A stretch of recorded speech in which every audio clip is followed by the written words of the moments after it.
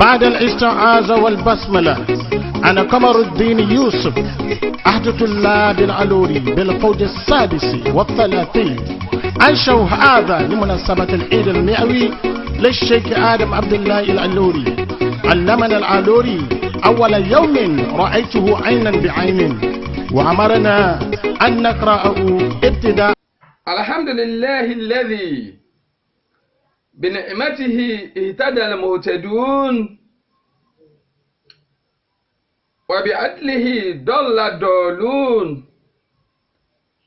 لا يسأل أما يفعل وهم يسألون. أحمده سبحانه وتعالى أشهد أن لا إله إلا الله وحده لا شريك له وأشهد أن سيدنا محمدا عبده ورسوله. اللهم صل على سيدنا محمد وعلى آله وأصحابه وأزواجه وذرياته ومن على سبيله إلى يوم الحساب. adúpẹ́ fún Ọlọ́run ọba ó ní adúpẹ́ fún ọba tó jẹ́ pé bìnìmátìhì ìtẹ́dàlẹ̀ mọ̀tẹ̀dún, ọba tó jẹ́ pé pẹ̀lú ìdẹ̀ra rẹ̀ òun náà ní gbogbo ẹni tó mọ̀nà ní fi mọ̀nà. Gbogbo àwọn tí wọ́n mọ̀nà láyé pẹ̀lú ìdẹ̀ra Ọlọ́run ọba náà ni wọ́n fi mọ̀nà. Adúpẹ́ fún Ọlọ́run ọba náà. Wàbí àdìlíhì dọ́là dọ̀lú, ajá tí òkùnkùn sọnù mo ní kò ní gbọ́ fèrè ọlọ́dẹ. Pẹ̀lú déédéé Ọlọ́run ọba òun náà ni gbogbo àwọn tó nù ní wọ́n fi ń nù. Wàbí àdìlíhì dọ́là dọ̀lún, àwọn tí wọ́n dẹ́nu ànù tí wọ́n sọnù tí wọ́n ò mọ̀nà, Ọlọ́run ọba ò ṣàbòsí fẹ́nìkan. Pẹ̀lú déédéé Ọlọ́run ọba náà ni. La yus'alu amma yaf'al wa hum yus'alun. Kò sẹ́dà kan tó fẹ́ query Ọlọ́run ọba lérí nǹkan tọ́lọ́run ọba bá ṣe. Gbogbo ntọ́lọ́run ọba bá ṣe pátá kò sẹ́nìkan tó lè challenge Ọlọ́run ọba lé lórí. Wa hum yus'alun, ṣùgbọ́n gbogbo ẹ̀dá pátá náà lọ́lọ́run ọba yóò máa challenge lọ́lọ́run máa wá bí wọ́n léèrè pé tó báwọn lẹ ṣe báyìí sí, báwọn lẹ ṣe wá sí, báwọn lẹ ṣe ṣàwó sí. Gbogbo ẹ̀dá náà ni ó àkáǹtì gbogbo tó gbélé ayé ṣe. Gbogbo àwọn olórílẹ̀-èdè tí wọ́n jẹ́ olórí wọ́n ó ṣàkáǹtì ẹ̀ níwájú Ọlọ́run ọba. Ọkọ yóò ṣàkáǹtì bóò ló ṣe control ìyàwó àtàwọn ọmọ rẹ̀ sí. Ọ̀gá iléeṣẹ́ yóò ṣàkáǹtì báwo ló ṣe sí lérí àwọn ọmọ ìjọ ẹ̀. La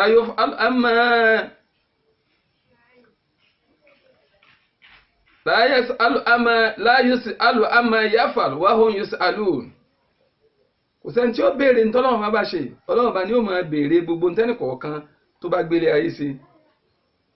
Ahmaduhu subhanahu wa ta'ala. A máa dúpẹ́ fọ́lọ́run ọba náà ní gbogbo ìgbà.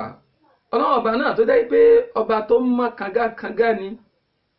Kábíyèsí Ọlọ́run ọba rẹ̀, à ń dúpẹ́ fún ọ, à ń ṣàfọ̀mọ́ fún ọ. Ashhadu an la ilaha illallah. À ń jẹ́rìí wípé kò sí Ọlọ́run ọba mìíràn àyàfi Ọlọ́run ọba Allah.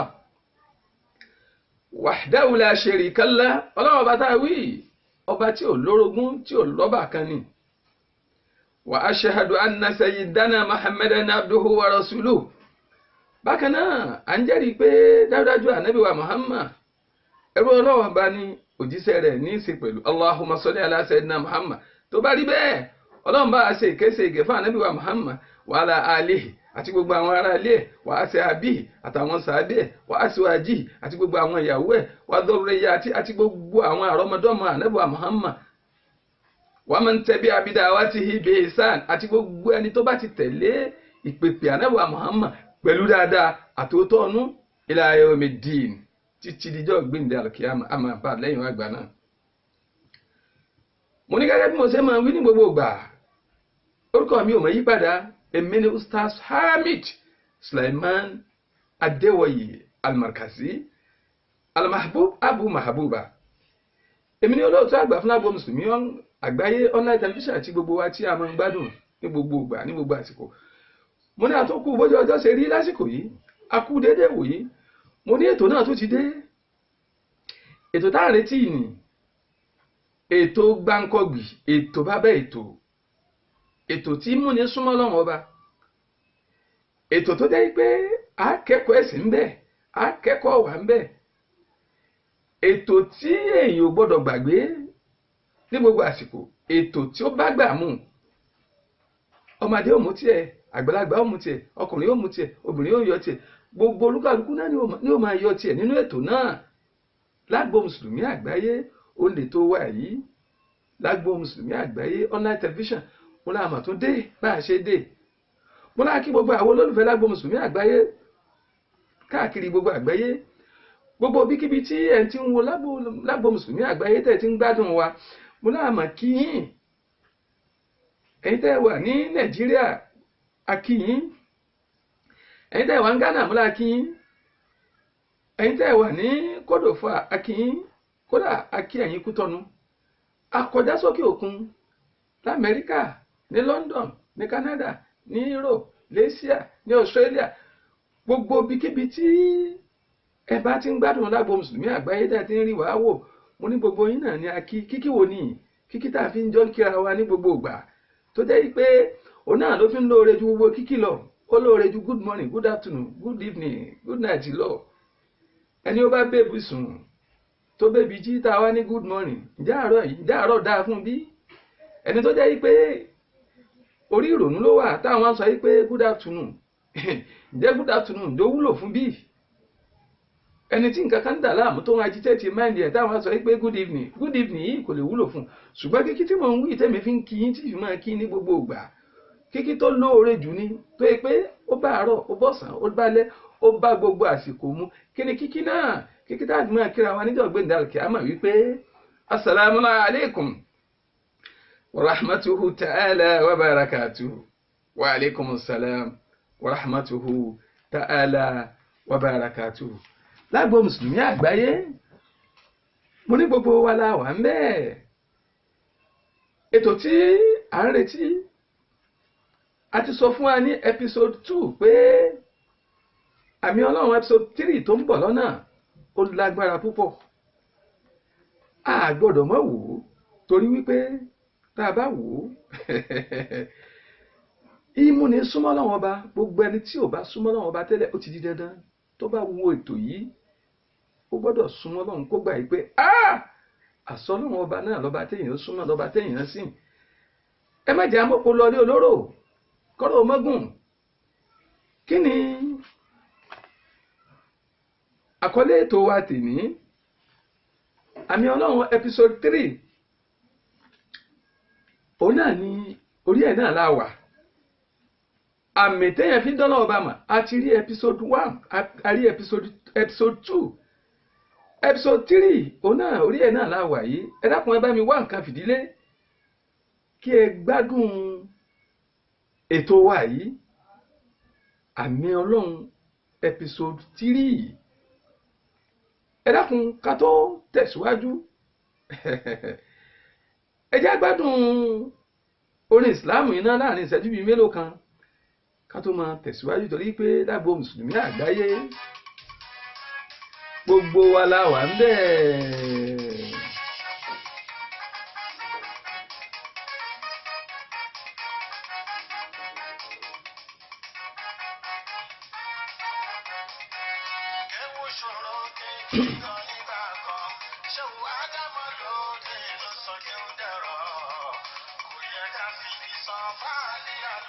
Bẹ́ẹ̀ni, kí ó ṣòro kéńgbà kan lóòótọ́, kí ó lágbára ó ṣòro ké nígbà kan. Ṣùgbọ́n bàbá wa Sheikh Adam Abdullahi Al-Alawi, àwọn ni wọ́n sọ kí ó dẹ̀rọ̀ fún wa, kò wá yẹ ká fi bí sún wọn. Bàbá náà, bàbá gbogbo àgbáyé ni, kọ́lọ́wọ́n bá kó bá ké bàbá náà.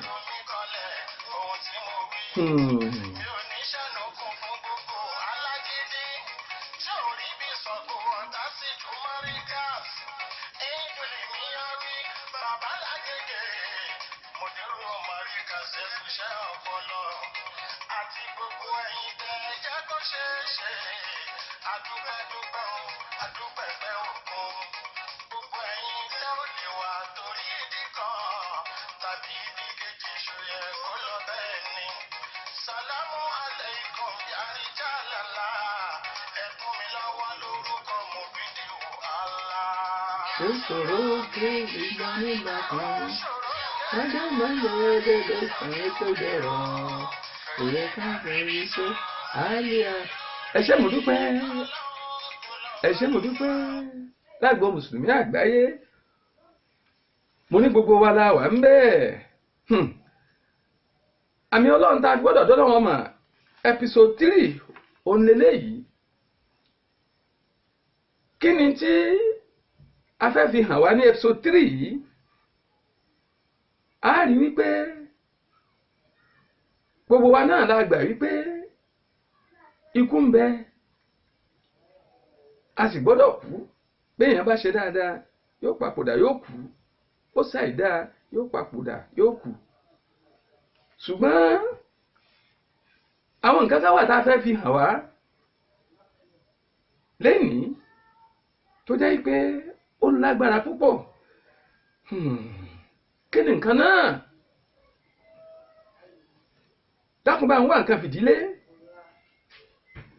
àwọn tí wọ́n jẹ́ ẹni ọlọ́run tí wọ́n bá papòdà tán tí wọ́n bá kú, ẹ má jẹ́ àrò yìí pé òkú ni wọ́n. ká gbà wípé alààyè ni wọ́n lọ́dọ̀ ọlọ́run ọba, torí pé ọlọ́run ọba ti sọ̀rọ̀ wọn nínú Al-Qur'an. bóyá èèyàn kú tó jẹ́ ni ọlọ́run tó kúkú ṣẹ̀yídí ni, ó kúkú ogun ni, ó kúkú nǹkan míì tó kúkú ṣẹ̀yídí ni, tàbẹ́lò míì tí ẹ̀ wá kú fún rẹ̀ tó jẹ́ ni ọlọ́run ọba. ẹ jẹ́ á rí wípé alààyè ni wọ́n lọ́dọ̀ ọlọ́run ọba, wọn yìí sòkú rárá. ọlọ́run ọba ló sọ bẹ́ẹ̀ fún wa nínú Al-Qur'an. kí ni tí ọlọ́run ọba wí? ẹ jẹ́ ká bójú wo Al-Qur'an náà. ká lọ sí Suratu Rum àyà kelo àyà 169. ba'da a'udhu billahi minash shaitanir rajim, bismillahir rahmanir rahim. ولا تحسبن الذين قتلوا في سبيل الله أمواتا بل أحياء عند ربهم يرزقون. صدق الله العظيم. اللهم بابا عليك ولا تحسبن الذين قتلوا في سبيل الله أمواتا. ẹ má rò pé gbogbo àwọn tí wọ́n pa sójú ọ̀nà t'Ọlọ́run Ọba, ẹ má rò pé òkú ni wọ́n. bóyá wọ́n pa wọ́n sójú ọ̀nà t'Ọlọ́run Ọba ni ó kúkú ṣẹ̀yídí. ẹ má rò pọ́kù ni wọ́n, balẹ̀ ahaya'un, bí kò jẹ́ pé alààyè ni wọ́n, inda rabbihim, lọ́dọ̀ Ọlọ́run Ọba wọn, yurzaqun, ọ̀dọ̀ Ọlọ́run Ọba wọn náà ni wọ́n ti ìjẹ̀mú ń dé wá bá wọn, tí wọ́n tárísìkì ń dé wá bá wọn lọ́dọ̀ Ọlọ́run Ọba, torí ara wọn ló kó ẹ̀mí òkú. gbogbo àwọn bàbá tí wọ́n ti lọ yìí táǹfọ́lá wọn tọrọ, bí bàbá wa Shehu Adam Abdullahi Al-Alori, bí bàbá wa Kamal Dini Al-Adabi, bí àwọn bàbá wa Lágbàjì, àwọn bàbá wa Lámúnígun, àti gbogbo àwọn bàbá táàyè gbà wá láti dárúkọ wọn. ẹ má jẹ́ àròpọ̀ kù ni wọ́n, alààyè ni wọ́n lọ́dọ̀ Ọlọ́run Ọba, torí tí wọ́n ti gbéṣe láyé.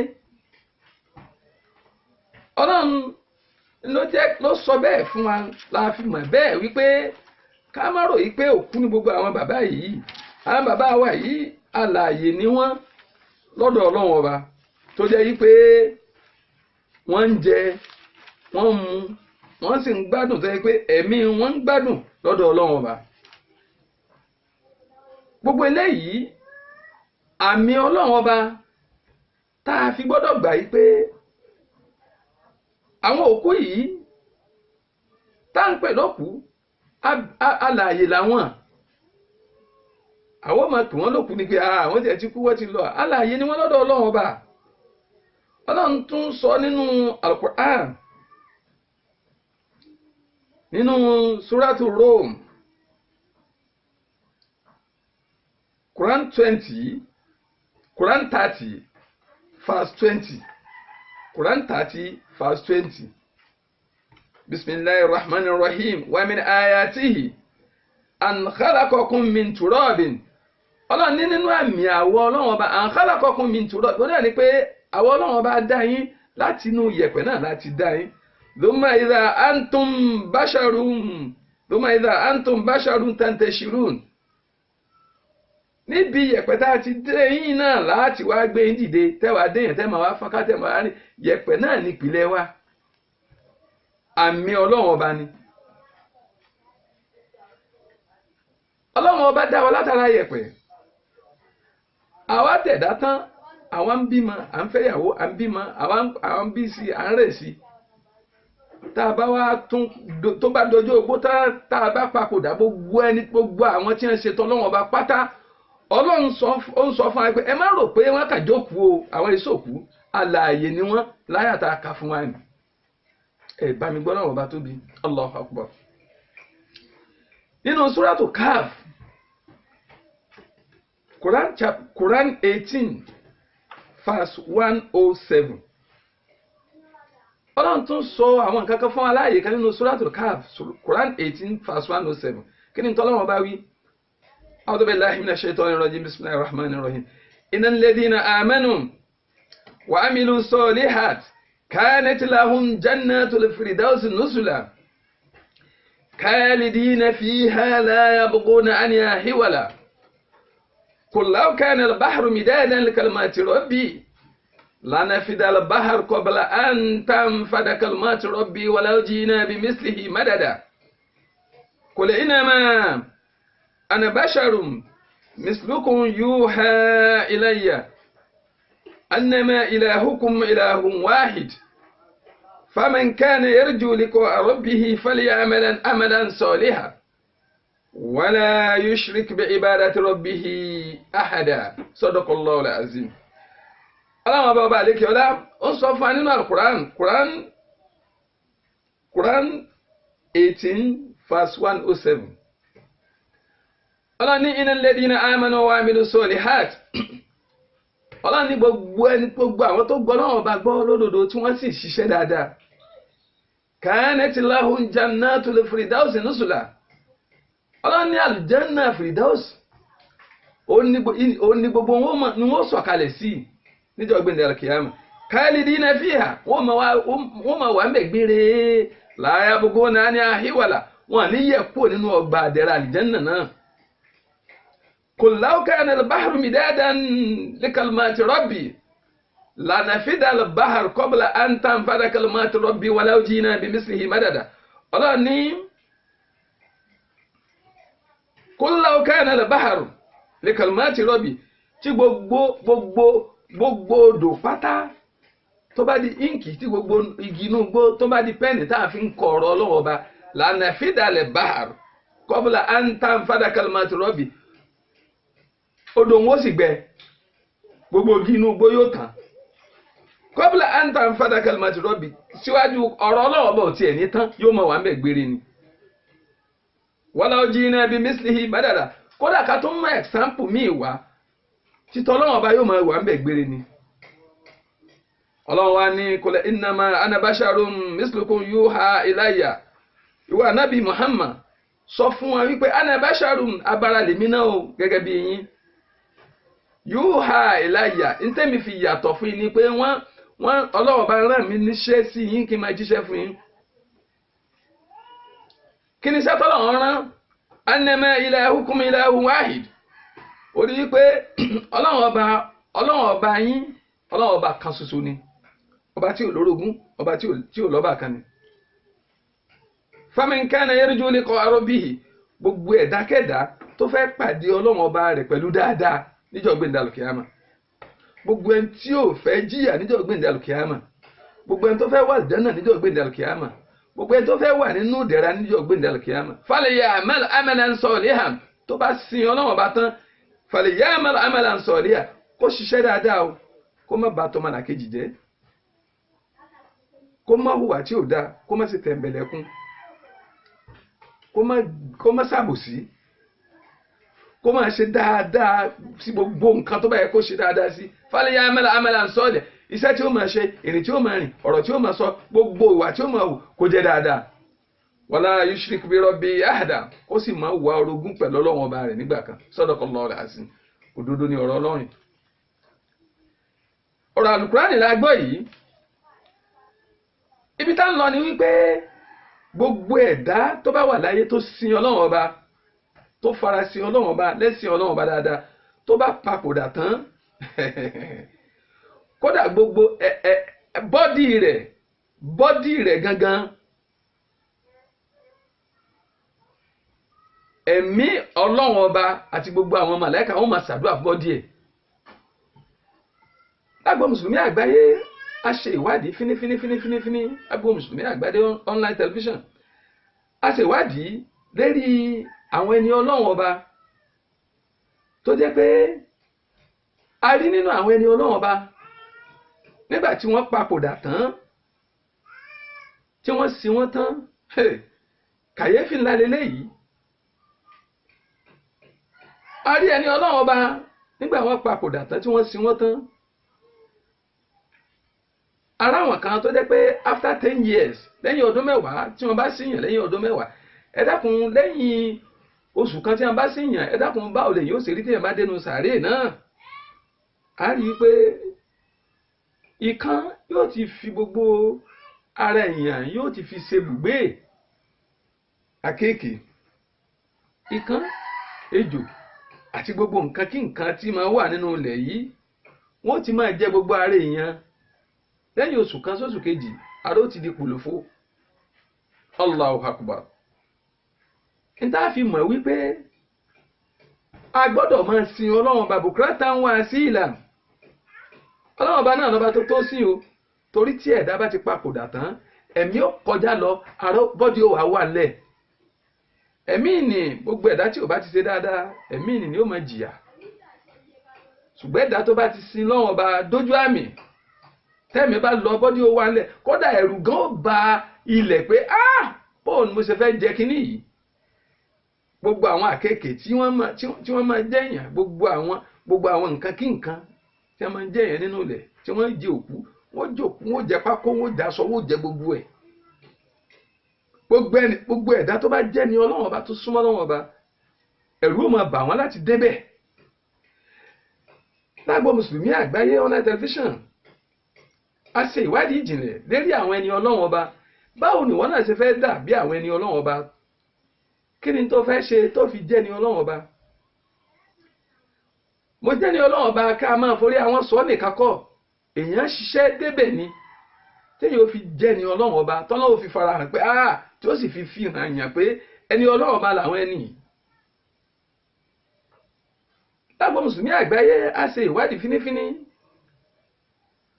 a rí àwọn kan tó jẹ́ pé nígbà tí wọ́n kú tán lẹ́yìn ọdún 10 tí wọ́n ti papòdà, gbà tí wọ́n débi sàárè náà, tí wọ́n ní kí wọ́n wú sàárè náà wò, wọ́n ń gbẹ́ sàárè yìí, gbà tí wọ́n máa gbẹ́ sàárè, tí wọ́n máa rí òkú, wọ́n rí wípé aṣọ wáìtì tí wọ́n fi ṣe òkú láti nǹkan bí ọdún 10 náà ló wà lára rẹ̀. ikán ò débẹ̀. gbogbo àwọn nǹkan kí nǹkan àkekèé, gbogbo àwọn nǹkan kí nǹkan tí máa jẹ aṣọ, jẹ ara, jẹ pákó, wọn àdédé aṣọ rẹ̀. aṣọ wáìtì yìí ó funfun nẹ́nẹ́nẹ́ síbẹ̀ ni. Allahu Akbar, Allahu Akbar, Allahu Akbar kabira. ẹ̀sìn Ọlọ́run ọba ló wọ́n bá débẹ̀. wọ́n wá ṣí ojú arákùnrin yìí wò. Allahu Akbar kabira. wọ́n padà rí wípé òkú tó ti kú láti bí ọdún 10 ó dàbí ẹni tó ṣẹ̀ṣẹ̀ kú. ó fresh síbẹ̀ ni. nígbà wọ́n wo ojú ẹ̀ tí wọ́n ṣí ojú ẹ̀ wò níbi aṣọ, wọ́n rí pé òkú náà ó dàbí òkú tó ṣẹ̀ṣẹ̀ kú ni. kódà ara rẹ̀ fresh ni, ojú ẹ̀ fresh, nǹkan kan ò débẹ̀. Ọlọ́run sọ fún wa wípé àmì lélẹ́yìí tá a fi gbọ́dọ̀ mọ̀ wípé Ọlọ́run ọba máa ń fi àwọn àpẹẹrẹ kọ̀ọ̀kan hàn wá, tá a fi gbọ́dọ̀ gbà wípé Ọlọ́run ọba náà lọ́bọ Ọlọ́run, pé àfi ká súnmọ́ Ọlọ́run ọba, pé gbogbo ẹnikẹ́ni tó bá ti sin Ọlọ́run ọba láyé, ilé ayé náà lọ́lọ́run ti máa sọ fún wa pé ẹni tèmi nìyí. ìka ò ní jẹ́ gbogbo nǹkan ò ní jẹ́ ọlọ́run máa ṣe ayé máa dára ní kọ̀ọ̀kan kọ̀ọ̀kan báyìí ibratan lil alamin tí ó máa jẹ́ àríwòye fún gbogbo àgbáyé. lágbo mùsùlùmí àgbáyé a tún rí àwọn kan lẹ́yìn ọdún 15 tí ẹni ti kú wọ́n débi sàárè rẹ̀ wọ́n bá bẹ́ẹ̀ náà ni tó jẹ́ pé yẹ̀pẹ̀ ò jẹ́ ìka ò jẹ́ gbogbo nǹkan ò jẹ́ wọ́n ṣí ojú ẹ̀ wọ́n rí pé gbogbo ẹ̀ fírẹ́ṣì ó tutù mínímíní síbẹ̀ ni gbogbo everybody bá bẹ̀rẹ̀ sí kígbe subhanallah allahu akbar subhanallah allahu akbar gbogbo wọn bẹ̀rẹ̀ sí gbé títóbi fọ́lọ́run ọba wọ́n ń pariwo ọlọ́run ọba látàrí ìtí wọ́n rí yìí toró lágbára púpọ̀ ó ní agbára púpọ̀. ẹ dákun ẹ má jẹ́ kí a sọ̀rọ̀ jìnnà gbogbo àwọn fídíò arákùnrin yìí àwọn fídíò arákùnrin tá à ń wí kìí ṣe nìkan kìí ṣe èèyàn méjì wọ́n tó mẹ́ta bẹ́ẹ̀ tó jẹ́ pé ọlọ́run fi ń hàn wá pé ẹni mi làwọn eléyìí afẹ́kọ́ jẹ́ àríkọ́ṣe fáwọn èèyàn pé gbogbo ẹni tó bá ti súnmọ́ lọ́wọ́ ọba bọ́dì rẹ̀ gan-an ẹ̀rù ó máa ba àti kánni àti ejò ní àti gbogbo nǹkan ní láti penetrate wọnú ẹ̀ lọ́lọ́run fi ṣe kínní yìí báyìí ló fi jẹ́ àmì fún gbogbo èèyàn lápapọ̀. ẹ dákun ẹ bá mi fi fídíò kílípù ìṣẹ̀lẹ̀ náà hàn wọ́n kí wọ́n rí i torí wípé Gani Afiji ìròyìn kò táfojúbà àti wípé lágbo mùsùlùmí àgbáyé gbogbo wa la wà ẹ bá ń gbé fídíò náà wò hàn wọ́n. ìṣẹ̀lẹ̀ náà là ń rí ni ìní gbogbo wa ẹ rí bí wọ́n ṣe ń gbé sàárè tí wọ́n fẹ́ mọ tí ó ṣẹlẹ̀ ìṣesí arákùnrin ẹ rí báyìí iná wọn ń gbé ẹnì ni wọ́n ń gbé ẹnì gbà wọ́n gbé sàárè tán ẹ rí bí wọ́n ṣe ń ṣe ẹ wo bí.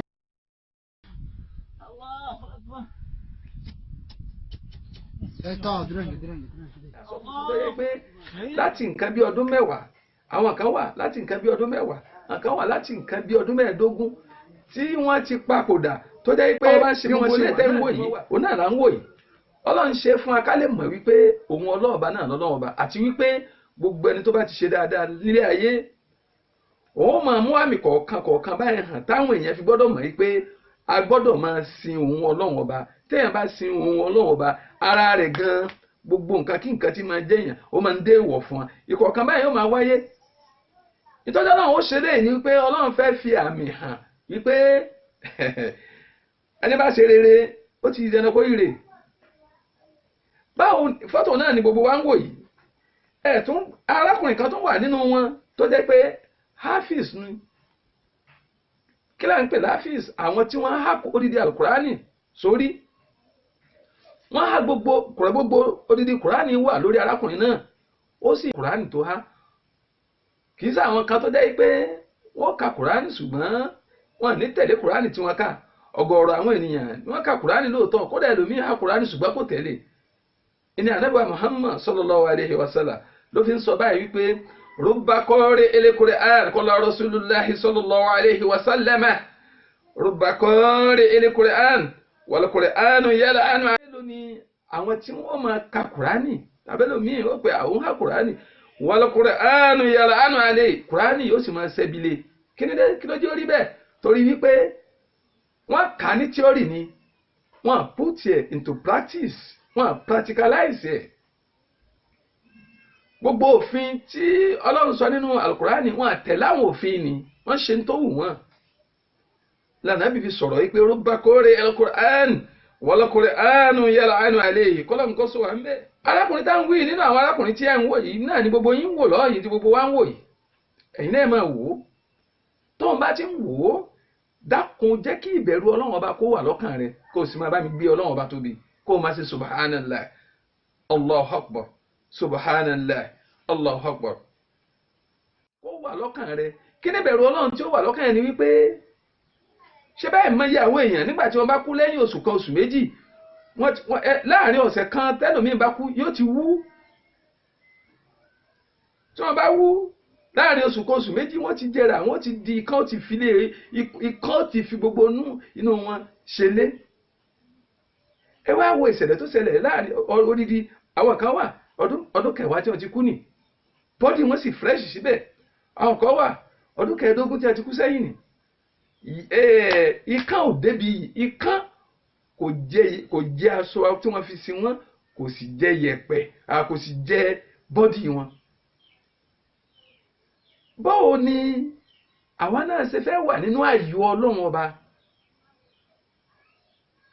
Àfi ká ṣiṣẹ́ dáadáa, àfi ká tẹ̀lé àṣẹ Ọlọ́run ọba, àfi ká bẹ̀rù Ọlọ́run ọba. Bókùrà tí àwọn àṣẹ gbogbo àyíká yìí tá a bá wò wà ká máa tẹ̀lé òfin Ọlọ́run ọba, ká sì bẹ̀rù Ọlọ́run ọba. Káwa náà lè wà nínú àwọn tí Ọlọ́run ọba yóò ṣe bòjì bò lọ́jọ́ tí ò bá ní sí bòjì kankan mọ́ àfi bòjì Ọlọ́run ọba. Allahu Akbar. Òun náà ni àwọn yìí kíni ni yóò jẹ́ tí bá a ṣe ń wò yìí, bá a ṣe ń wo fídíò yìí, ó yẹ kí ẹ̀rù Ọlọ́run ọba kó gbà wá.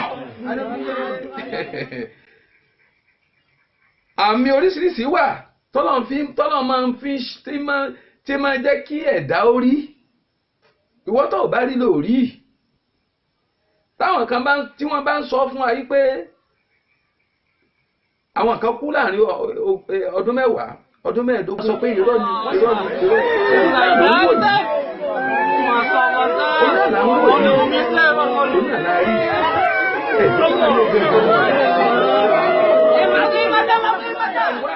Ilé ayé yìí mọ́tà òdúnìyà gùrùrùm wàhásírátùm. Ìgbádùn ilé ayé lásán tó jẹ́ pé ìtànjẹ nìkan lásán ni. Tá a bá wáyé ká wá gbàgbé ọ̀run.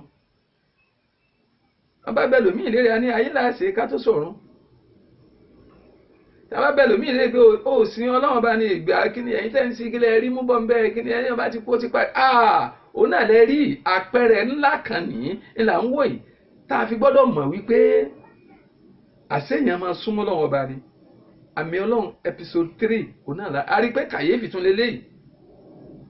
Allahu Akbar kẹrì ẹ̀rí báyìí ẹ tún wú eléyìí ẹ̀rí pé kàyéfì ni náà là ń wò yìí.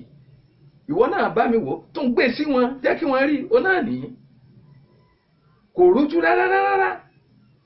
Wíwò tá ń wò yìí àfi ká lékún fún ìbẹ̀rù Ọlọ́run ọba. Ìwọ tí tó bá súnmọ́ Ọlọ́run ọba tẹ́lẹ̀ dákun tó dóní. Torí gbogbo ohun tí ẹ̀dá bá ṣe nílé ayé á padà pàdé rẹ̀ níjọ́ gbẹ̀ndẹ̀ àlùkìyámà. Báwo làwa náà ṣe wá fẹ́ wà nínú àwọn ẹni ìkẹ́, àwọn ẹni Ọlọ́run ọba? Àwọn kan sọ yìí pé a gbọ́dọ̀ fi àwọn ẹni Ọlọ́run a gbọ́dọ̀ fi wọ́n tọrọ lẹ́nu wọn lọ́hùn. Ṣé bí ńlá ń rí yìí? Kọ́lọ́n kó wọlé ànábì Muhammad. Ọlọ́run bó o ṣe fi wá mọ̀nà yẹn má sì wá lọ́nà. Gbogbo ẹni tí ó bá ń gbọ́dọ̀ tí mò ń sọ yìí dákun máa bá mi sàmí. Ìwọ lọ́ba tí dúró ti ẹ̀dá tí jogun ìmánì fẹ́ dà dákun wá fi ìmánì rẹ túbọ̀ fi rinlẹ̀ sí wa lọ́kàn. Ọ̀rọ̀ wa mẹ́jọ lè má wà. Má dà àlámọ̀rí wa rú Ọlọ́run ọba. Allahumma la sahla illa ma ja'altahu sahla. Ìwọ Ọlọ́run ọba o kò mà sí ìrọ̀rùn kan bì kan àyàfi ẹni tó bá ṣèrọ̀rùn fún wá ṣèrọ̀rùn fún wa. Gbogbo owó tó gbọ́lágbó sùnmí àgbáyé ọlá tẹlifíṣàn dákun máa bá mi sàmì àdúrà yìí. Allahumma la sahlan illa ma ja'altahu sahlan. Kò sí rọ̀rùn láyé àfẹni tó bá ṣèrọ̀rùn fún dákun wá ṣèrọ̀rùn fún wa. Sọ̀gbàdáyọ̀ fún wa, má jẹ́ kí ìgbésí ayé wọn ní wá lára. Wala sa'aban illa ma ja'altahu sa'aban. Kò sì sí ìnira, kò sí fún pínpín kan bì kan àyàfẹ́ tó ìwọ Ọlọ́run bá fi ni tó bá ní lára. Má ní wá lára Ọlọ́run bá. Wa in shi'ta ja'alta sa'aban tó bá wá gbé nǹkan tó wá lè dé tí ìnira bá dé. Torí a bìlífù pé kò sí tí ó ṣẹlẹ̀ àfi tí ìwọ Ọlọ́run bá tó bá yọ̀ǹda pẹ̀lú ẹ̀. Wa in shi'ta ja'alta sa'aban tó bá wá kù díẹ̀ káàtó tí ìnira bá dé. sehil ọlọ́run wá sọ ní ìrọ̀rùn fún wa sehil gbogbo ntẹ́ni kọ̀ọ̀kan wa táàràn kan dákun sọ́dayọ̀ fún wa sehil gbogbo oore táàràn retí pé ọlọ́run mo fẹ́ oore báyìí mo fẹ́ oore báyìí dákun wá ṣe fún wa sehil má dààmú wa wá fi wa lọ́kàn balẹ̀ sehil wá sọ̀rọ̀ wa dayọ̀ fún wa wàyẹ́sìrì wá jẹ́ kí gbogbo nǹkan rọrùn fún wa má jẹ́ kí nǹkan ó lé mọ́ wa báwọn bá ti náwó báyìí kọ́wọ́ owó máa tó nǹkan tá à ń bá ń fẹ́ tá à ń bá ń fà kó máa tóra wọn tá à ń bá ń tẹ̀ kó máa gba títẹ̀ kọ́kàn wọ́n balẹ̀ kí rọrùn ó dé kí fọkànbalẹ̀ ó dé kí gígùn ẹ̀mí àtàláfíà ara kó dé fún wa wala tu'azziru má fara ní wa lọ́ọ̀bà ya rabbal alamin ìwọ lọ́ba àgbáńlá ayé al-Fatiha bismillahir rahmanir rahim alhamdulillahi rabbil alamin arrahmanir rahim maliki yawmiddin iyyaka na'budu wa iyyaka nasta'in ihdinas siratal mustaqim siratal ladina an'amta alaihim ghayril maghdubi alaihim waladdallin amin. ẹ ṣé mo dúpẹ́ ẹ dákun kó tó di pé a tún fi nǹkan kan hàn yín ó tún kù nǹkan kan tá a fẹ́ fi hàn yín tá a jẹ́ kí gbogbo àgbáyé ó rí tá a fi mọ̀ wípé ọlọ́wọ́ ọba náà lọ́ba ọlọ́wọ́ ọba tẹ́yẹ gbọ́dọ̀ máa ṣe o ṣùgbọ́n ká tó ṣe bẹ́ẹ̀ ẹja tó kọjá sọ̀hún ká tún gbádùn orin Islam yìí náà torí pé lágbo mùsùlùmí àgbáyé gbogbo wa la wà ń bẹ́ẹ̀.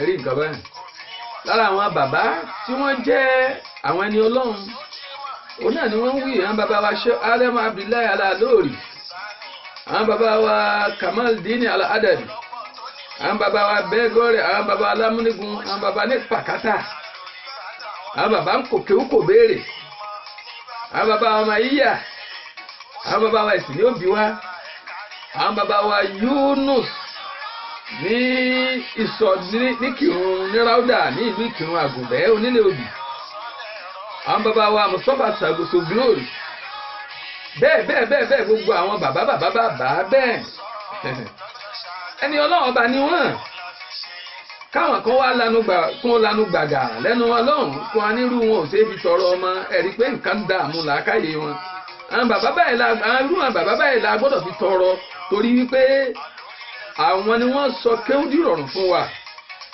wọ́n sì ṣe takuntakun jihadi tẹ́ bàbá yìí ṣe ta ló lè ṣe mọ́ àwọn àfáà wo ló lè ṣe mọ́.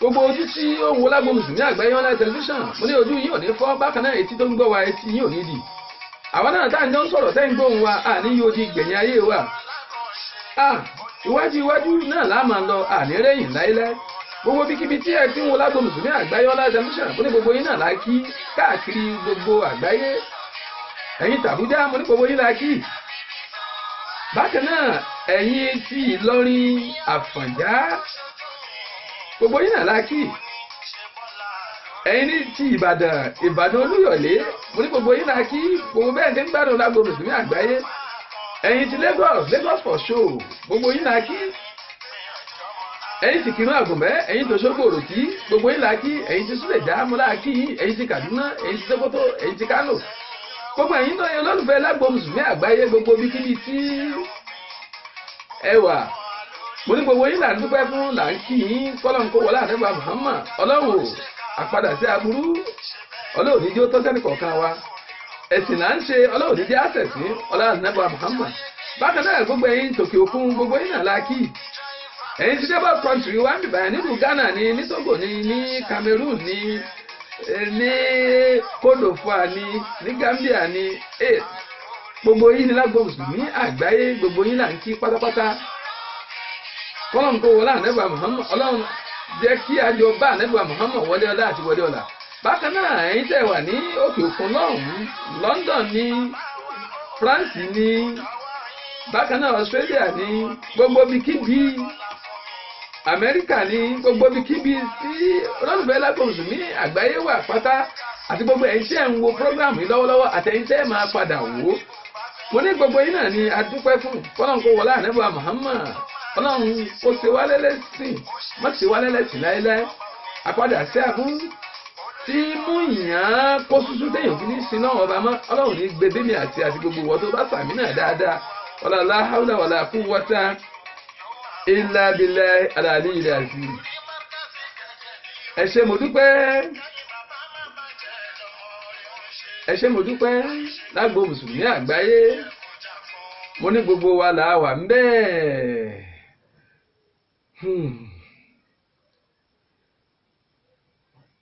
ọ̀rọ̀ sunukun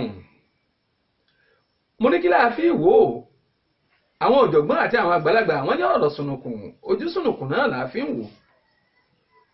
ẹ dákun mo fẹ́ kí eléyìí tí mo tún fẹ́ mú wá yìí mo fẹ́ kí a fi ojú sunukun ká fi wo ọ̀rọ̀ yìí dáadáa tá a bá wá fojú sunukun wò ká wá gbé yẹ̀wò síra wa èwo ló yẹ ká máa ṣe ǹjẹ́ dáadáa ló yẹ ká máa ṣe ní àbá ìdá ǹjẹ́ ó yẹ ká lékún síbi tọ́lọ́wọ́n ọba ni àbí ká kàn gbàgbé yìí pé bẹ́ẹ̀ bá ti kó ti parí nìyẹn ayélujára ọ̀pọ̀lọpọ̀ ayélujára ṣe ká tó sọ̀run ọ̀pọ̀lọpọ̀ á ní máa jayé orí mi o mi ò mẹ̀yìn ọ̀la o máa jayé orí mi ò mẹ̀yìn ọ̀la lẹ́nu wọn lọ́hùn wọn làwọn ó jayé orí àwọn ò mẹ̀yìn ọ̀la àbáwá bí wọ́n lérè pé ayé orí wo wọn ni wọ́n ó jẹ tí wọ́n bá wá dé ló wá ní àwọn kan máa gbádùn náà ni àwọn máa chop life káàkiri ni àwọn máa jayé ká àwọn máa mutí ká àwọn máa ṣe gbogbo nǹkan kí nǹkan ká àwọn máa Allahu Akbar ẹjá bí wọ́n lérè àwọn wọn ń jayé ní àbáyé ní jẹ wọn. lágbo mùsùlùmí àgbáyé mo ní gbogbo wa láwà ń bẹ ẹ dákun eléyìí tí a fẹ́ mú wá fún wa yìí a ti sọ nípa àwọn ẹni ọlọ́run ọba tó jẹ́ wípé bọ́dì wọn gan ara wọn gan gbà tí wọ́n bá papòdà tán ìkan ẹ̀rù ó máa bá ìkan láti dé ara wọn aṣọ wọn ẹ̀rù ó máa bá ìkan láti dé ibi aṣọ wọn lọ́pọ̀lọpọ̀ ọlọ́run máa ń ṣe àmì bẹ́ẹ̀ téèyàn tọ́lọ́run fi máa jẹ́ káwọn èèyàn ó rí ẹ wò ó ẹ gbọ́dọ̀ ṣe dáadáa ẹ gbọ́dọ̀ sin ọlọ́run ọba o Allahu Akbar kabira. a ti rí àwọn ẹni ọlọ́run a ti rí wípé ọ̀pọ̀lọpọ̀ wọn ọlọ́run fi àmì hàn wá wípé nǹkan kan ò tọ́ọ̀chì ara wọn tó sì fresh síbẹ̀ láti bí ara wọn ọlọ́dún 10 ara wọn ọlọ́dún 15 arólógún ọdún tí a ti papòdà ńgbà wọn sì sí wò wọ́n sì bá wọn náà tó wọ́n bá wọn tí wọ́n fresh síbẹ̀ àmì ni tá a gbọ́dọ̀ súnmọ́ lọ́wọ́ ọba. lágbo mùsùlùmí àgbáyé online television a tún wá fẹ́ fi àmì kan hàn yín eléyìí tún le púpọ̀ ó bùháyà púpọ̀ ó hàràǹtà púpọ̀ kódà ẹni tí ò bá rí a nírọ́ ni a ní ò lè rí bẹ́ẹ̀ a ní kò sí ní tó ń jọ bẹ́ẹ̀ ṣùgbọ́n ó jẹ́rọ́ ni ó jẹ́ òótọ́ ni tí wọn náà bá wò ó wọn náà fìdí rẹ̀ múlẹ̀ wọn náà dì kan mú bẹ̀ bóyá rọ́ ni bóyá òótọ́ ni kí ni nǹkan náà òkú arábìnrin kan ni arábìnrin tó kú ni nígbà tí arábìnrin náà kú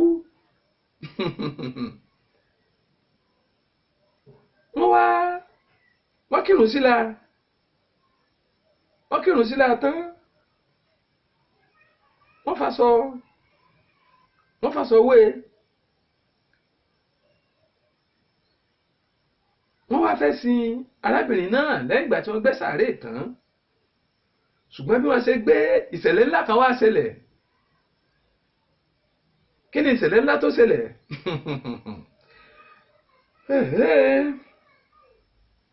Allahu Akbar kabira. lágbo mùsùlùmí àgbáyé mo ní gbogbo wa la wà ń bẹ́ẹ̀ ìṣẹ̀lẹ̀ ńlá yìí bó ló ṣẹlẹ̀ púpọ̀. Kí ni ìṣẹ̀lẹ̀ ńlá náà? Wọ́n ní kí wọ́n gbé arábìnrin yìí láti pé kí wọ́n sin lẹ́yìn ìgbà tí wọ́n gbẹ́ sàárè tán. Ṣùgbọ́n gbogbo iye àwọn tí wọ́n débi òkú tí wọ́n fẹ́ gbé òkú náà ò ṣeé gbé. Wọ́n gbé ẹsẹ̀ rẹ̀, ẹsẹ̀ wúwo. Wọ́n gbé apá wúwo. Wọ́n gbé orí wúwo. Ó wá dàbí àpò símẹ́ǹtì bíi 20. Wọ́n wá gbé kò wá ṣe gbé, ó wá wúwo kékeré. Wọ́n á rí gbé o. Allahu akbar, subhanallah, subhanallah. Ọ̀pọ̀lọpọ̀ tí máa ń gbọ́ ọ̀rọ̀ yìí yóò máa rò wípé àbásọdùn ni lágbo mùsùlùmí àgbáyé ń sọ ni. Ọ̀gọ̀rọ̀ àwọn èèyàn wọ́n máa wò wípé kíní yóò báwo ló ṣe fẹ́ rí bẹ́ẹ̀, òkú ṣe wá di ń tẹ̀yẹ̀ bíi mélòó tí táwọn èèyàn wá ń pè tí wọ́n wá rí gbé. Irọ́ ni jàre, nà láì. Ìwọ tó ń wá nà láì ìgbà wo ló fẹ́ rí nà true. Ṣùgbọ́n ó jẹ́ nà láì ní o, ó jẹ́ nà true ní o. Nígbà tí n bá fi àwòrán hàn yín tá a sì rí tí ń ṣẹlẹ̀, ẹ̀yin náà mọ̀ bó bá jẹ́ pé irọ́ là ń pa tàbí òótọ́ là ń sọ. Ṣùgbọ́n nǹkan kan ló dá wa lójú ní pé eléyìí tí àwa ń ṣe tí lágbo mùsùlùmí àgbáyé online television ń ṣe, la nuridu minkum jazahan wala shukura. Àṣẹ nítorí kẹ́nìkan ó yìn wá tàbí torí kẹ́nìkan ó bú wa. Tá a bá ṣe é kẹ́rù Ọlọ́run bá bá àwọn èèyàn, táwọn èèyàn bá rí pé iṣẹ́ takuntakun là ń ṣe, tí wọ́n bá appreciate iṣẹ́ tá ń ṣe, alhamdulilayi wa kafa. Kó tó di pé a gbé ọ̀rọ̀ kan jáde lágbo mùsùlùmí àgbáyé online television, a ṣèwádìí ẹ̀ fínífíní. Àwa kì í méfò nítorí pé káyé ó lè gbọ́ wa rárá o. Ìwádìí ìjìnlẹ̀ látàrí bí ẹnì kọ̀ọ̀kan wa bá ṣe bá Ọlọ́run ọba pàdé ní dáadáa, bá ṣe rójú rere Ọlọ́run ọba, bá ṣe súnmọ́ Ọlọ́run ọba, bá sì ṣe lékún lẹ́sìn, òun náà ló jẹ wá lógún. Lágbo mùsùlùmí àgbáyé, mo ní gbogbo wa la wà ń bẹ́ẹ̀. Ẹ dákun gbogbo kó tó di pé a fi fọ́tò náà hàn, fídíò náà hàn wá, àti àwọn tí ìṣẹ̀lẹ̀ yìí ṣojú wọn, táwọn náà bá wa sọ̀rọ̀, á jẹ́ kí àwọn ènìyàn kí wọ́n bá gbogbo àgbáyé kó sọ̀rọ̀ ká ẹ gbóhùn àwọn ènìyàn ní èdè tí gbogbo wa ò gbọ́ tó jẹ́ èdè òyìnbó, èdè Gẹ̀ẹ́sì. Ṣùgbọ́n kó tó di pé a fi fọ́tò náà hàn,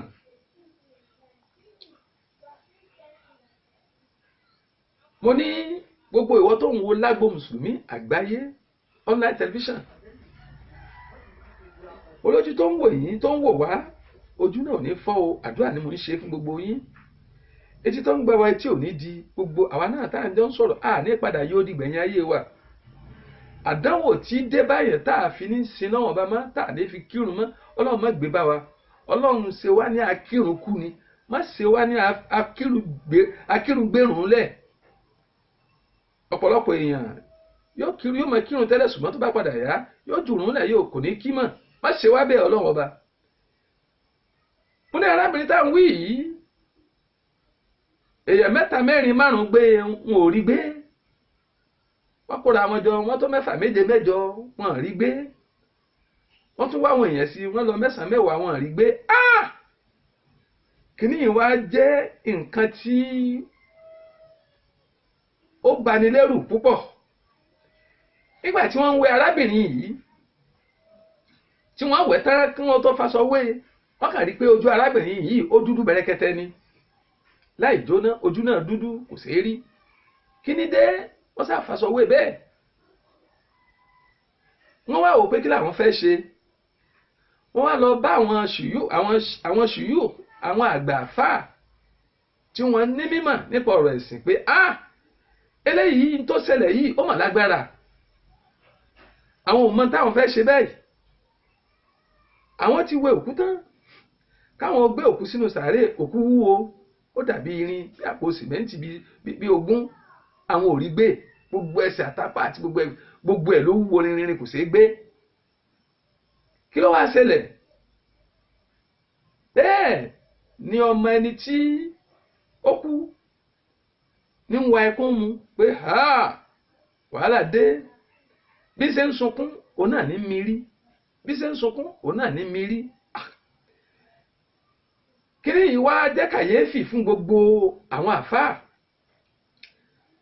wọ́n wá ránṣẹ́ sí ṣéwù kan tó jẹ́ àfáà àgbà kan tó jẹ́ ní Ọlọ́run. àfáà àgbà ń tá àmọ́ rí mọ́ nìyí, kò ṣẹlẹ̀ rí tí ń ṣẹlẹ̀ báyìí o. àfáà àgbà ní kíní dé, wọ́n ní akírun sọ́kùlá tán, awẹ òkú tán, òkú dúdú bìrì fi ojú òkú dúdú asáwé, àníká gbé òkú lọ síbi tá a ti sin, òkú ò ṣeé gbé o. ilẹ̀ kọ́, Allahu Akbar, subhanallah subhanallah. ìwọ tí ò ń gbọ́dọ̀ gbọ́ mùsùlùmí àgbáyé lọ́wọ́lọ́wọ́ báyìí, dákun múra sẹ́sìn ẹ̀, ẹ̀sìn Ọlọ́run ọba ó dọwọ́ ẹ̀. àfáà àgbà yìí ó wá mí kanlẹ̀, ó ní tó ṣẹlẹ̀ ní wípé àwọn àfáà tó wà ń bẹ̀ kí àfáà kan tó jẹ́ àgbà àfáà tó wà níbi sàárè náà, ibi tí wọ́n ti gbé òkú náà, kó bẹ̀rẹ̀ sí ní máa ké àwọn súrà Ọlọ́run ọba, kó ké súratul Mulk, kó ké súratul Yasin, kó ké súratul Káfì, kó máa bẹ̀rẹ̀ sí ní máa ké àwọn ayọ̀ tó bá ti ń ké kàtà, kó máa ké, kó ṣáà máa ké sí òkú yẹn lára. tó bá ti ké kí wọ́n máa wá tíráì rẹ̀ wò, wọ́n ò rí gbé. lágbo mùsùlùmí àgbáyé, mo ní gbogbo wa la wà ń bẹ́ẹ̀. nǹkan bẹ́ẹ̀. afá ìbá bẹ̀rẹ̀, ṣéwù ìbá bẹ̀rẹ̀ sí ní ké alukurani, ló ń ké, bó bá ti parí súrà kan tán á tún ké súrà míì, ó ń ké sí òkú la, ó ń ké. àwọn èèyàn sì pọ̀ tí wọ́n ń wo òkú yìí. ńgbà tó yá, tó dásìkò kan tí ṣéwù tá ń wí tó ké alukurani tó ké tó bí ṣe ń parí súrà kan ló ń ké súrà kan, bó ṣe ń parí ìkan ló ń ké súrà kan. wọ́n á ní káwọn tẹ́sí, wọ́n á gbé apá òkú náà, wọ́n á gbé sókè. pápá náà ti ṣe é gbénu. Allahu Akbar, Allahu Akbar kabir.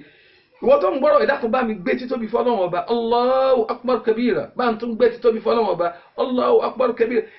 gbé títóbi fọ́lọ́run ọba lẹ́ẹ̀kẹta, Allahu Akbar kabira. nígbà tí wọ́n gbé apá òkú yìí tó ṣe é gbé, àfáà àgbà yìí tó bẹ̀rẹ̀ sí ní ké Quran, ó bẹ̀rẹ̀ sí ní ké Quran.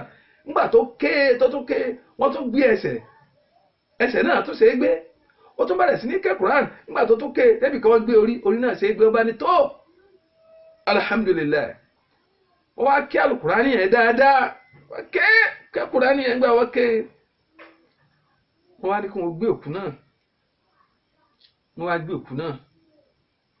gbé òkú náà sí inú sàárè. bí wọ́n ṣe ń gbé òkú náà ni ọmọ lóòkú ló bẹ̀rẹ̀ sí ní ké, ó bẹ̀rẹ̀ sí ní ké. wọ́n gbé òkú náà sínú sàárè tán. wọ́n wá ń ṣe sìtúrà rẹ̀, wọ́n bò mọ́lẹ̀, wọ́n ṣàdúrà.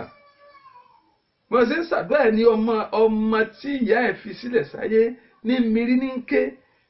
bàbá àfáà àgbà yìí wá pe ọmọ náà pé kí ni nǹkan tó ṣẹlẹ̀,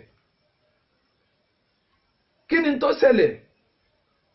nígbà wọ́n sì tán, ọmọ náà bá ń sọ fún àfáà náà wípé kì í ṣe ìyá mi, kì í ṣe ìyá rẹ̀ kẹ̀, àárí ẹ̀rí tó mú a sọ yìí pé ìyá rẹ̀ ló kù. ọmọ náà dìnnà ìyá náà wípé kì í ṣe ìyá òun, bẹ́ẹ̀ ní sunkún, kì í ṣe ìyá rẹ̀, kí ni wọ́n ń pa ẹlẹ́kún. ó lóun ó padà máa rí àfáà àgbà yìí, ó ní ọ̀rọ̀ tó ń fẹ́ bá àfáà àgbà yìí sọ.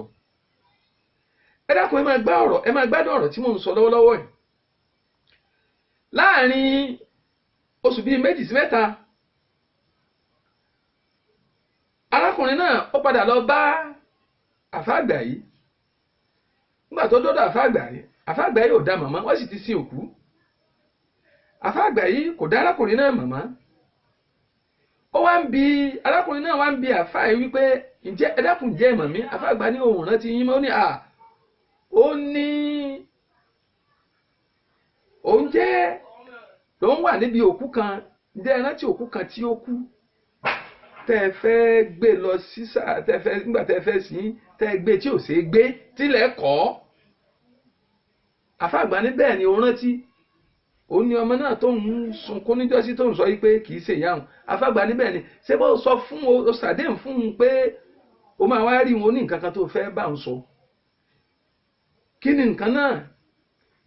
arákùnrin níbẹ̀ ni ó sọ fún àfàgbà pé lóòótọ́ òun ṣàdéhùn fún yín pé ó ní nǹkan kan tó ń fẹ́ bá yín sọ, òun sì dìdá yìí pé kì í ṣe ìyá òun nígbà náà lọ́hùn, gẹ́gẹ́ bó ṣe ń ké lòun sọ pé kì í ṣe ìyá òun.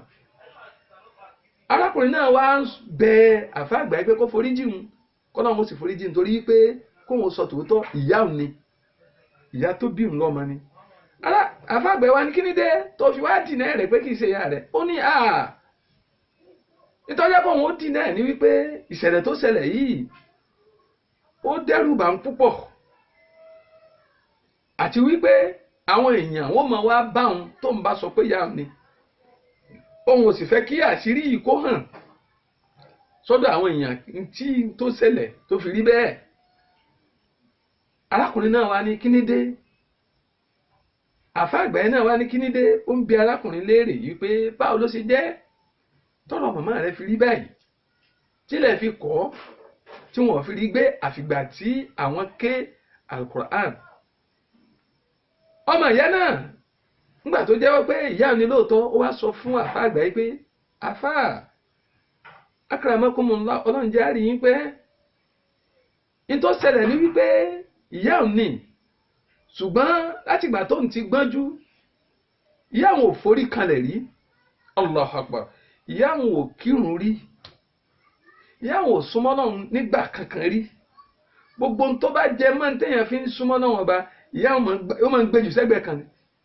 kò sàlùwàlá rí débi pé yóò kírun, nǹkan bá káràkátà aka ni. ó lówó lọ́wọ́ lóòótọ́, ó sì jó nípò, ó jẹ́ èèyàn pàtàkì, ó jẹ́ gbajúmọ̀ nílé ayé lóòótọ́, ṣùgbọ́n nípa tẹ̀sìn ìyá òun kò sí ní tó kàn nípa tẹ̀sìn.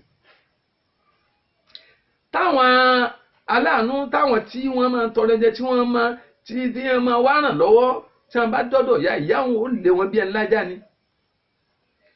ìyá òun ò rí bìkítà, kì í wọ́rì, bẹ́ẹ̀ ló sì ní. kò ṣàánú, kò ṣètọrẹ àánú fáláìní àtàtọrọ jẹ. bákan náà tẹ̀m̀bẹ̀lẹ̀kun ọwọ́ ìyá náà ló wà. kò sàlùwàlá rí dèpòdépò pé ó kírun.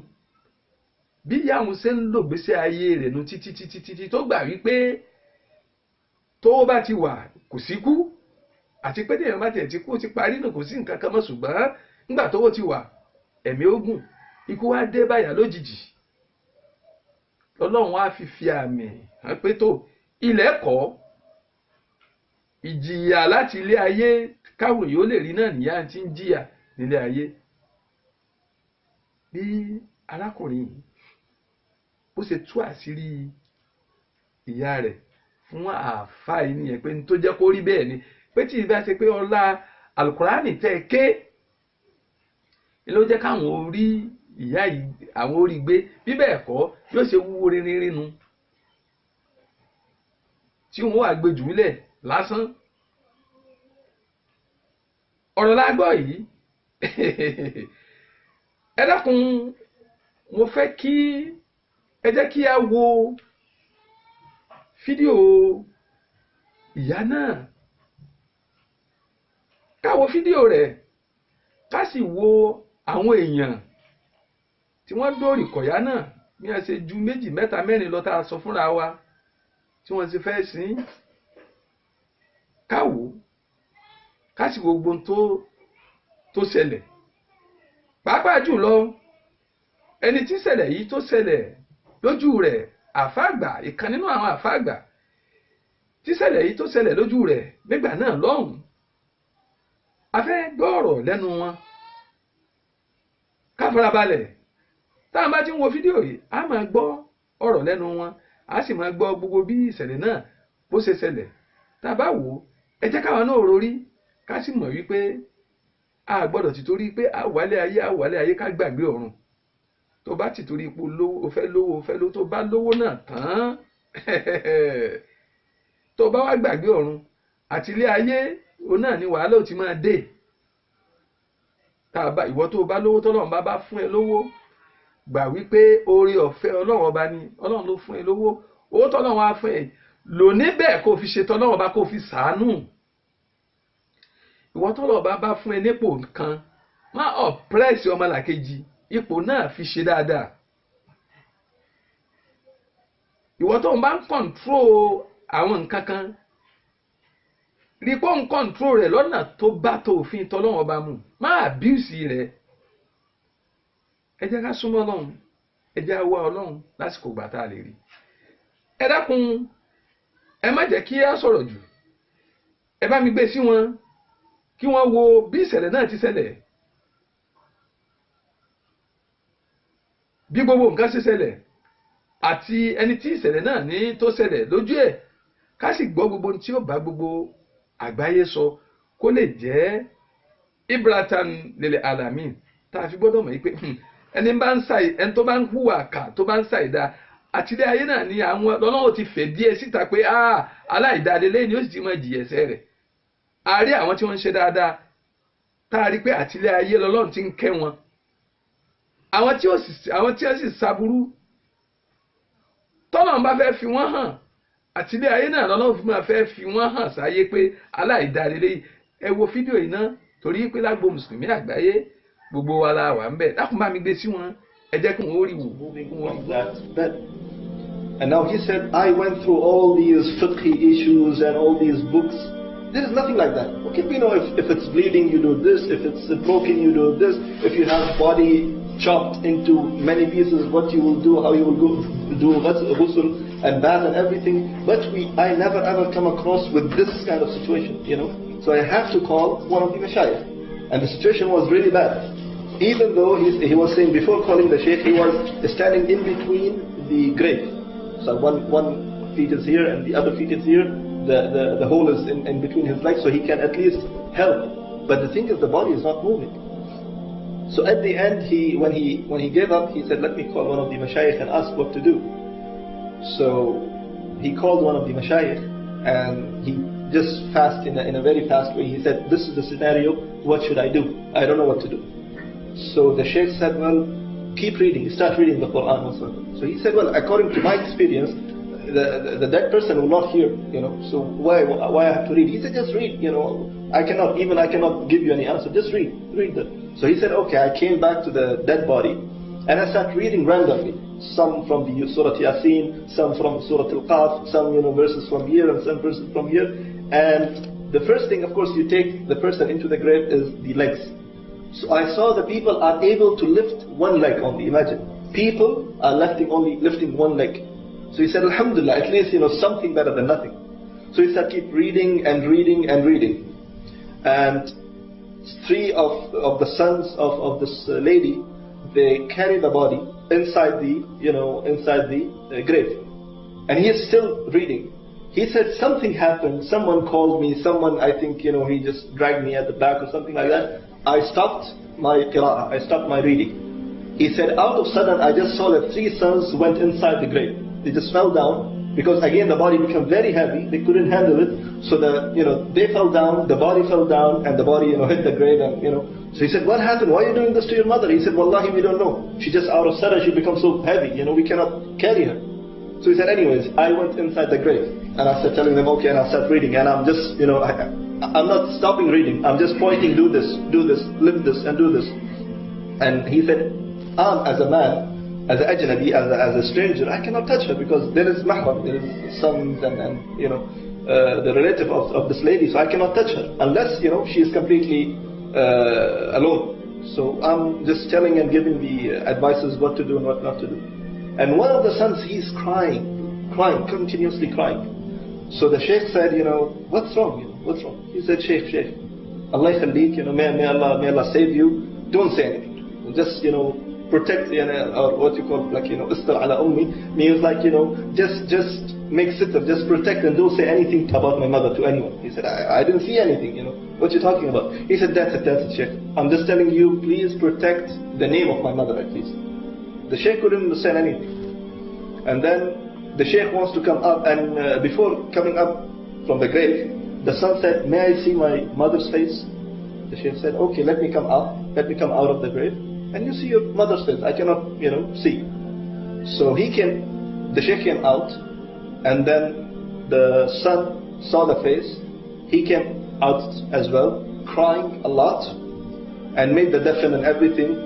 And the son actually, he promised the Shaykh while they were in the grave that I will tell you, but don't say anything to people. I will tell you later on once we are outside the grave. So once it's done and the son is crying, he took him into the side. The Shaykh said, what's wrong? Why are you crying? And he said, no, I will not tell you. He said, you promised me. You promised me you will tell me. He said, no, I cannot tell you, Shaykh. He said, why you promised me and you have to fulfill your promise. He said, I have to just tell you one thing. That the woman that we just buried, she is not my mom. She was not my mom. The Shaykh said, I have the paper. It's your mother and this is her name and this and that. He said, Wallahi Shaykh, I swear by Allah, when you gave her ghusl, I was there. When you gave her the bath, I was there. Her face was white, And Wallahi, what I saw just now, it was a coal. It was a black stone. And she was not my mom. And he's crying. The Shaykh said, okay, tell me, what's wrong? He said, no, I cannot tell you, Shaykh, and he left.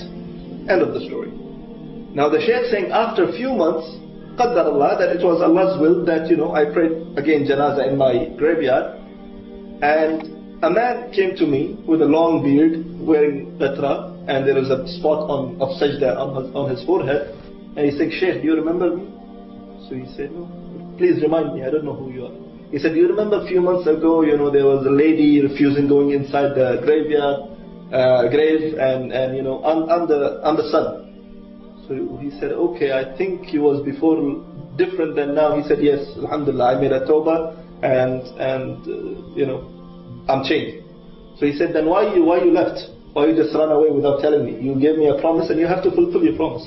So he said, I will give you now what exactly happened and I will tell you right now. So she said, what happened? He said, my mother in her whole life, she never ever prayed in her whole life. She never prayed in her whole life. That was the reason that she is refusing to go, and even now it's a dead body. But the body is refusing to go inside the grave, And when I saw that, I was crying. And then at the end, when I saw the last thing, which is opening her face and the cover on her face and see, it's completely black. She is not my mother. And I was more depressed and I was more, scared. And this is what happened with me. So this is one of the stories that the Shaykh mentioned. He said, now look, just because she didn't pray for life and she was lazy to go and get up for prayers, this is what happened, and people saw and witnessed that the body was refusing to go inside the grave.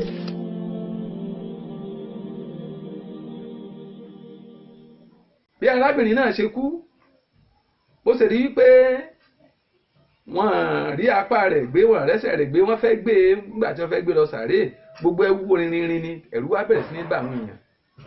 So náà ni gbogbo àgbáyé, náà ni à ń wò yìí. Ó ní wọ́n ẹ fi ara balẹ̀, ẹ dákun ẹ gbọ́ bí arákùnrin náà bó ṣe ń ṣàlàyé. What's wrong? And he did fídíò náà ni ẹ̀ ń wò yìí. That body is not moving from that. Arákùnrin tí ẹ ń wò tí he said, I went through all these tricky issues and all these books. There's nothing like that. Okay, if it's bleeding, you do this. If it's broken, you do this. If you have body chopped into many pieces, what you will do, how you will do. Òun náà ni wọ́n ń sọ fún wa yìí. Òun náà là ń gbọ́ yìí. Ẹ̀rí nǹkan bí? Ẹ̀rí nǹkan bí? Allahu Akbar. Àṣé ó dáa kí èèyàn ó máa ṣẹ̀sìn láyé. Ẹni tí ó ṣẹ̀sìn nílé ayé yóò padà ṣẹ̀sìn gbẹ̀yìn ni. Ọlọ́run má jẹ́ á ṣẹ̀sìn. Ẹ wo àwọn èèyàn kókó kú, ẹ wo iye àwọn èèyàn tí a fẹ́ gbé òkú tí wọ́n rí gbé. Àyàfi ìgbà tí wọ́n ké àlùkùránì wọn tí kò tó rí òkú náà gbé. Ẹ wo ṣé Ọlọ́run. Òun náà là ń gbọ́ tí arákùnrin náà tó ń bá wa sọ yìí. Ìwọ náà gbọ́ gbogbo ẹ̀. Gbọ́ gbogbo ọ̀rọ̀ yẹn. Ó sì wáyé. Ìwọ náà gbọ́. Nǹkan bẹ́ẹ̀. Allahu Akbar. àṣé téèyàn bá ń ṣe dáadáa ọlọ́run máa ń fi àpẹẹrẹ dáadáa hàn béèyàn bá sì ń ṣàbúrú ẹni tó bá lòun ní ṣe dáadáa aburú lòun máa ṣe ọlọ́run á tún fẹ̀ díẹ̀ síta gbogbo àyíká ìtẹ́nì kọ̀ọ̀kan bá wo wà láyé ẹ jẹ́ kí àwa náà ẹ jẹ́ káwa náà ká múra sẹ́sìn ọlọ́run ọba torí pé arábìnrin yìí kò sàlùwàlá rí dèkòdépò pé ó kì í bẹ́ẹ̀ ló lówó owó tó ní ó fi ń ṣe ìvù ni ẹ wá wo gbogbo tí ń ṣẹlẹ̀ lóde òní lágbàáyé pàápàá jùlọ ní Nàìjíríà wa ọ̀gọ̀rọ̀ àwọn ọ̀dọ́ wa ọ̀pọ̀lọpọ̀ wọn ò bìkítà mọ́ ọ̀pọ̀lọpọ̀ wọn owó náà ni wọ́n ń lé ẹlòmíì ò tiẹ̀ wọn ò wọ́rí ọ̀nà kọ̀nà táwọn fi lè gbà rí owó ẹ máa wo fídíò náà dákun máa bá mi wò ó sì jẹ́ bẹ̀rù Ọlọ́run ọba kó wà lọ́kàn rẹ̀ ọ̀gọ̀rọ̀ àwọn ènìyàn àwọn àfìgbà táwọn bá jẹ́ èèyàn káwọn tó jẹ́ èèyàn láyé ẹ pàdé rẹ̀ níjọ̀gbìn ní alùkìyámà ọ̀gọ̀rọ̀ wọ́n fi ọmọ sẹ́sọ̀nì kún un tó lówó ọ̀pọ̀lọpọ̀ aya ni wọ́n fi ń ṣoògùn owó kún un tó lówó gbogbo ẹni bá dánrú ẹ̀ wò innahum yarawnahu ba'idan wa narahu qariban ọlọ́run ọba ló sọ bẹ́ẹ̀ ẹ̀yin ò máa wò pé ọjọ́ ìgbéni àgbàmọ́ sí jìnnà àwọn sì ẹ̀ sì gbádùn náà wa narahu qariban ọlọ́run wa sọ pé ẹgbẹ̀rún ọdún bí ọjọ́ kan lọ́dọ̀ ọlọ́run ọba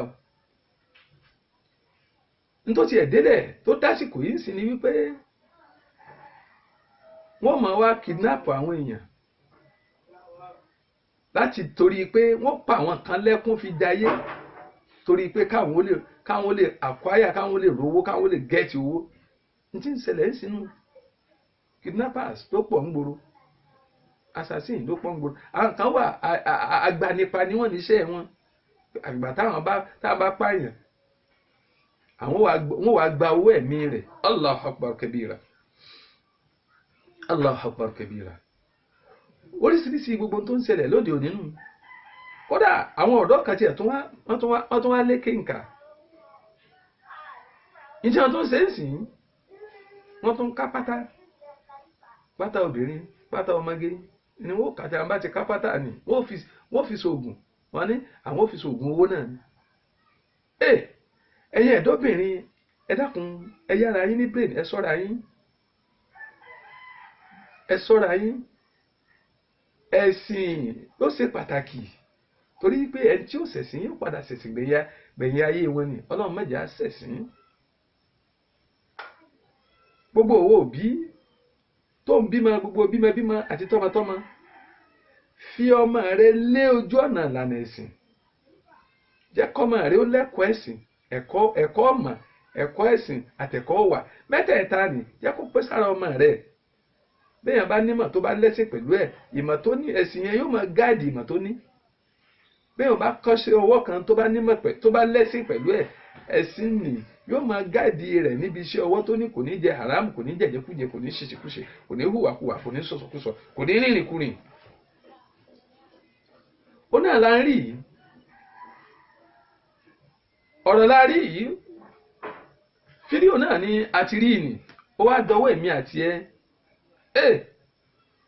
jẹ́ ká súnmọ́ Ọlọ́run Ọba torí wípé ìyá náà arábìnrin náà kì í kírun kì í sàlùwàlá dèpòdépò pé ó kírun kì í sí owó tó ní nǹkan náà láfíṣlẹ̀ ni náà ló dìdàkudà báyìí sí àyàfi kí gbogbo wa ká súnmọ́ Ọlọ́run Ọba Ọlọ́run dákun jẹ́ kó kásẹ̀ rẹ̀ mọ́ wa lọ́wọ́ ṣe wá lẹ́lẹ́sìn mọ́ ṣe wá lẹ́lẹ́sìn ṣe wá ní akírun kú ni mọ́ ṣe wá lákírun fìrúnlẹ̀ ọ̀la ànẹ́bù àmà gbogbo wọn tó ń gbọ́ mi tó ń wò mí tí ìbẹ̀rù Ọlọ́run Ọba lékún fún ẹ lọ́kàn gbogbo tí ń jẹ́ burú pátá Ọlọ́run ní jó tọ́ sí ẹ gbogbo ntẹ́ni kọ̀ọ̀kan wa ń tọrọ lọ́dọ̀ Ọlọ́run Ọba Ọlọ́run kò ṣe fún wa ẹ dákun àní rí jù báyìí lọ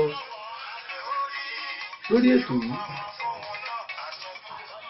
torí wípé ibi tí a fẹ́ fi àdàgbé ètò rọ̀ ní eléyìí tí a wò yìí ó ní Àmì Ọlọ́run episode 3 ẹlẹ́ẹ̀kẹta ẹpísòdù ẹlẹ́ẹ̀kẹta ni eléyìí náà ti tó láti mọ̀ yí pé ọlọ́run ọba náà lọ́ba ọlọ́run ẹni tó ń ṣe dáadáa ọlọ́run jẹ́ ká mọ̀ àwọn tí wọ́n ń ṣàìdá ọlọ́run tó jẹ́ ká mọ̀ táwọn èèyàn ò fi mọ̀ yí pé nílé ayé náà ni wọ́n fi mọ̀ yí pé ìyẹn ni pé ẹni tí ń hùwà ẹ̀dá àṣẹ yóò padà jìyà eléyìí náà ti tó fún wa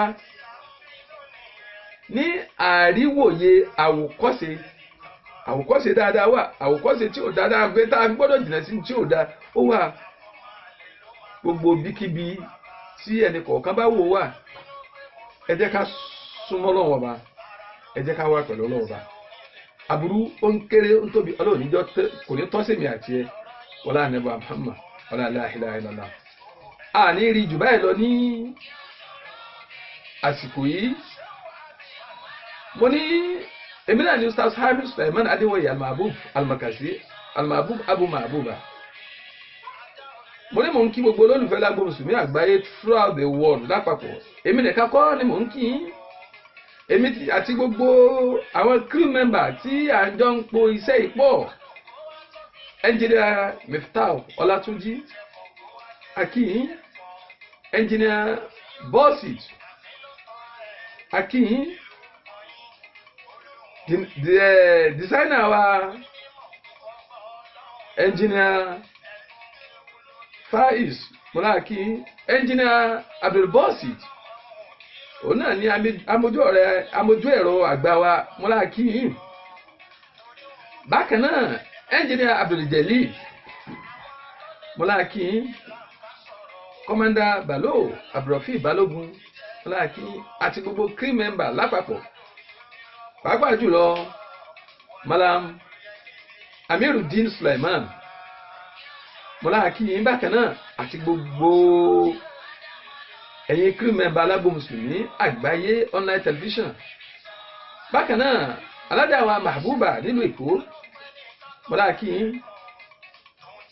alájà wa Adéṣẹwà Mominat Adéṣẹwà ní Kingdom of Saudi Arabia Mulaki gbàgbé yín akíyín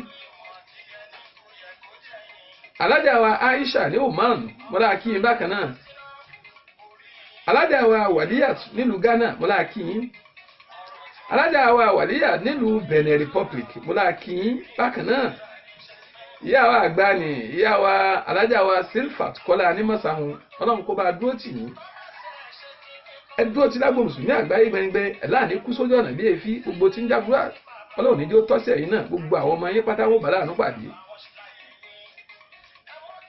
gbogbo ẹ̀yin olólùfẹ́ lágbo mùsùlùmí àgbáyé ọlá tẹlifíṣàn káàkiri gbogbo àgbáyé gbogbo ní àlákì alájà wa Akínọlá ní Oman Mulaki yín gbogbo bíkíbi tí olólùfẹ́ lágbo mùsùlùmí àgbáyé wà pátá àti gbogbo ẹ̀yin tẹ́ ń wo lágbo mùsùlùmí àgbáyé lọ́wọ́lọ́wọ́ báyìí àti gbogbo ẹ̀yin tẹ́ máa wò ó mo ní gbogbo yín náà dúpẹ́ fún ẹ dákun tẹ́ ẹ bá ti ń wo program náà ẹ máa bá wa share rẹ̀ kí gbogbo àgbáyé ó máa wò ó kí ó lè jẹ́ àǹfààní fún tẹ́ ẹ bá ti ṣe bẹ́ẹ̀ ẹ̀yin náà gbalada lọ́dọ̀ Ọlọ́run báyìí pé ẹ tan ìmọ́lẹ̀ ẹ̀sìn Islam ẹ tún tàka kọ́nà kó wọlé ànábì Muhammad Ọlọ́run jẹ́ kí a bá níbi tí ó gbélére la ilaha illallah mo ní àní rí jù báyìí lọ lórí ètò yìí ẹ pàdé wa láìpẹ́ láì jìnnà lórí ètò míì tí ń bọ̀ ètò tí tó ń bọ̀ yìí ìyẹn tó máa lágbára ó tó máa lékú dákun máa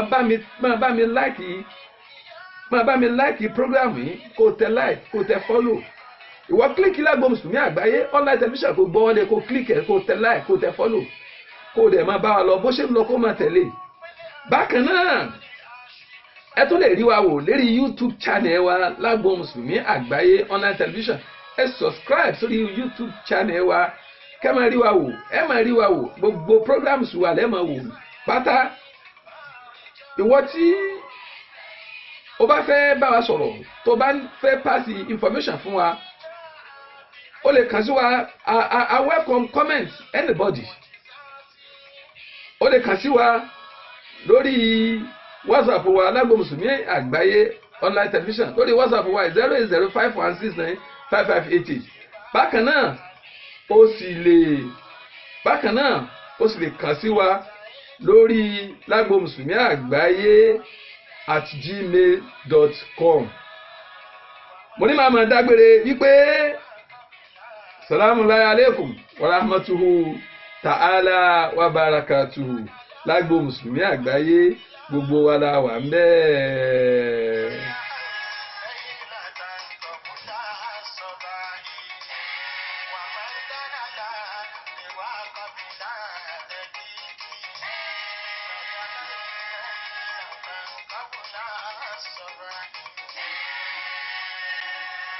ṣòro ké gidi gan nígbà kan ṣéwù ádámọ̀ lóde ló sọ kí ó dẹ̀rọ̀ kò yẹ ká fìdí san fáàlì àlórí. Kí ó ṣòro ké gidi gan nígbà kan. ó ṣòro.